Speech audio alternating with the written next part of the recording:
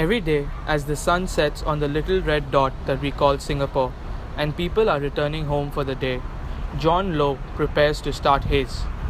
He works the graveyard shift driving a taxi. And why exactly did you choose to drive the night shift? I think the night is cooler with less traffic, so I choose to drive the night. And then, of course, the night shift covers peak periods, which also have, for taxi drivers, we have our surcharges. You know the survey that I told you, which says that Grab and Uber users are new users and they're not people who are leaving taxis to use Grab and Uber.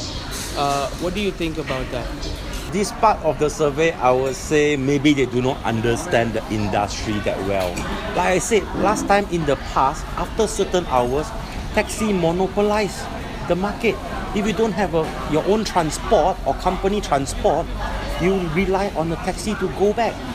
So how can you say that people now, yes, maybe in the daytime, because it's cheaper, there's an increase, a little growth of people that use Grab and Uber. But as a night driver, seriously, we can see is that very easily is that, I'll give you an example, airport. Alright? Now, all the locals, I would say all, but most of the people that use Grab and Uber from the airport are locals. There's no surcharge, airport surcharge, there's no surcharge. So they will use it, or people who have stayed in Singapore long enough. But for the tourists, all that, they do not know. So they still use a taxi, but then definitely, compared to, like I said, in the past, it's 100% taxis only at the airport.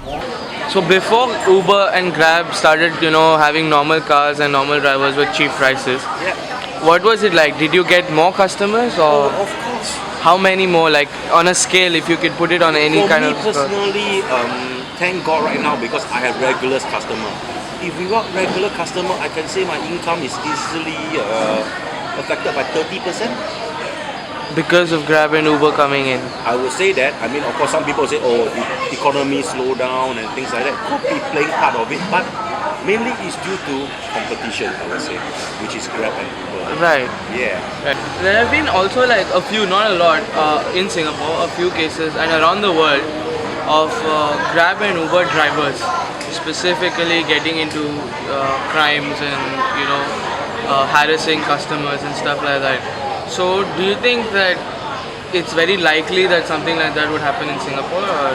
I think it's already happening. If you go to social media like Facebook, you will see clips like that. But I have to be fair. There is black sheep in everywhere, every industry. I mean, there will be cases of bad policemen, for example. So I cannot say that Grab drivers are bad and taxi drivers are good. But it's like I said, the monitoring. For us, we are so badly monitored. And then I will say on one hand is that now there's a lot of very old taxi drivers. If they do something wrong, their license get taken away, their taxi license will take away, they cannot drive a taxi anymore.